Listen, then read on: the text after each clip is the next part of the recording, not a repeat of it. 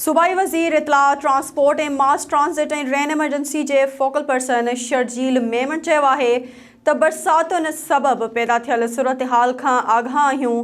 माण्हुनि जे अहंजनि जो बि अहसासु आहे, उहे फ़िकर न कनि। SS न्यूज़ जे रिपोर्टर फाज़िल चना मूजिबि सूबाई वज़ीर शर्जील इनाम मेमन पंहिंजे तक में बरसात सबबि पैदा थियल सूरत हाल ऐं मुतासिरनि जी बहाली ऐं इमदाद जी फ़रहामी वारनि कमनि जी निगरानी करे रहियो आहे।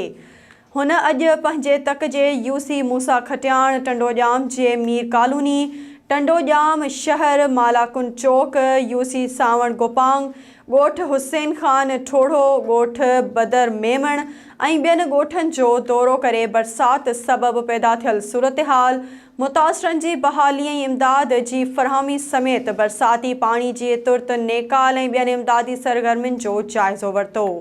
उन मौक़े ते ॻाल्हाईंदे सूबाई वज़ीर चयो त तक जो अवाम का बि ॻणती न करे सरकार ऐं इंतिज़ामी मशीनरी हिन ॾुखी घड़ी में खैन अकेलो न छॾींदा।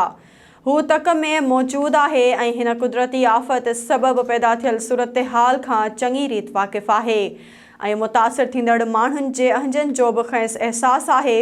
तंहिं करे उहे को बि फ़िकर न कनि, सब्र सां कमु वठनि, खैन मुकमल मदद मुहैया कई वेंदी।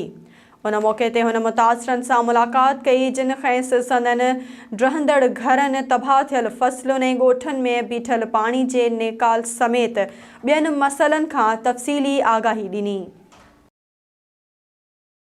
नाज़रीन, वधीक ख़बरुनि ऐं अपडेट्स लाइ ॾिसंदा रहो SS न्यूज़ वेब चैनल।